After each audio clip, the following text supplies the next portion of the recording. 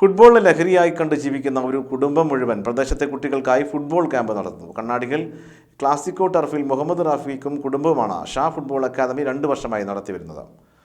ഫുട്ബോളിനെ ജീവനായി കണ്ട് പ്രണയിക്കുന്ന ഒരു കുടുംബം മുഴുവനായി കുട്ടികൾക്ക് വേണ്ടി ഫുട്ബോൾ ക്യാമ്പ് നടത്തുന്നു. കണ്ണാടിക്കലിലെ എൽ ക്ലാസിക്കോ ടർഫിൽ ഷാ ഫുട്ബോൾ അക്കാദമി എന്ന പേരിൽ മുഹമ്മദ് റാഫിക്കും കുടുംബവുമാണ് പ്രദേശത്തെ കുട്ടികളെ ഉൾപ്പെടുത്തിക്കൊണ്ട് ക്യാമ്പ് നടത്തിവരുന്നത്.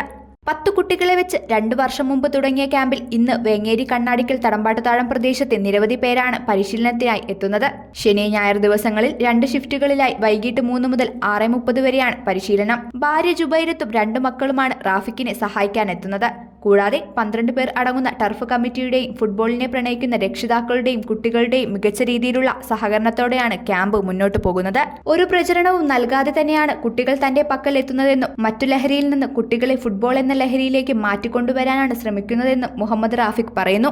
കുട്ടികൾ ഇവിടെ വരുന്നുണ്ട്, എല്ലാം ടാലൻ്റുള്ള മക്കളൊന്നും അല്ല, പക്ഷെ എന്നാലും അതിനകത്ത് നന്നായിട്ട് കളിച്ച് വരുന്ന കുട്ടികളുണ്ട്.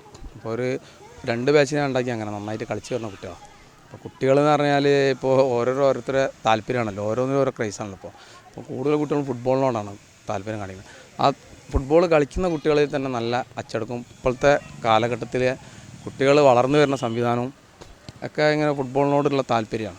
അപ്പോൾ ഈ ഫുട്ബോൾ എന്ന ആ ലഹരിയിലേക്കാണ് കുട്ടികളെ ഞാൻ മാറ്റിക്കൊണ്ടിരുന്നത്.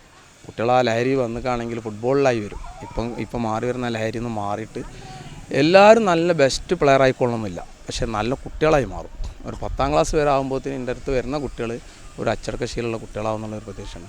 ലാഭക്കുതിയില്ലാതെ കുട്ടികളെ അവരുടെ ഫുട്ബോളിലെ കഴിവ് വാർത്തെടുക്കുന്ന രീതിയിലാണ് ക്യാമ്പ് മുന്നോട്ട് പോകുന്നതെന്നും കൂടാതെ പ്രദേശത്തെ വീട്ടുകാരടക്കം നല്ല രീതിയിൽ പ്രചോദനം നൽകുന്നുണ്ടെന്നും ടർഫ് കമ്മിറ്റി അംഗമായ യാസിർ അലി പറയുന്നു. പിന്നെ ഞങ്ങൾ ടർഫിൻ്റെ 10-12 പേര് അടങ്ങുന്ന ഒരു ടീമാണ് ഈ ടർഫ് മുന്നോട്ട് കൊണ്ടുപോകുന്നത്. അപ്പോൾ നല്ല രീതിയിൽ പ്രദേശത്തെ ഫുട്ബോൾ കുട്ടികൾക്ക് വേണ്ട എല്ലാ പ്രചോദനവും ഞങ്ങൾ ഈ മാനേജ്മെൻറ്റിൻ്റെ ഭാഗത്തു നിന്നും ഉണ്ടാവാറുണ്ട്. നേരത്തെ കാര്യങ്ങളൊക്കെ തന്നെ കോച്ച് ഇവിടെ പറഞ്ഞ്, അപ്പോൾ ഞങ്ങളെ മക്കളും അതുപോലെ തന്നെ ജനപ്രതിനിധികളെ മക്കളൊക്കെ തന്നെ ഈ ക്യാമ്പിനകത്തുണ്ട്. നല്ലൊരു സപ്പോർട്ടാണ് ഈ പ്രദേശത്തുള്ള വീട്ടുകാരടക്കം ഞങ്ങൾക്ക് നൽകിക്കൊണ്ടിരിക്കുന്നത്. കുട്ടികളെ ബുദ്ധിമുട്ടിക്കാത്ത രീതിയിൽ കുട്ടികളുടെ കോച്ചിങ്ങും ക്യാമ്പും നടന്നു പോകണം എന്ന ഉദ്ദേശത്തിൽ കോച്ചും കമ്മിറ്റിയും സഹകരണത്തിൽ പോകുന്ന സ്ഥാപനമാണ് ഇതെന്നും ഇനിയും തുടർന്നു പോകാനുള്ള എല്ലാവിധ സഹകരണങ്ങളും കമ്മിറ്റിയുടെ ഭാഗത്തു നിന്ന് ഉണ്ടാവുമെന്നും കമ്മിറ്റി അംഗമായ അനീഷ് ജംഷാദ് പറയുന്നു.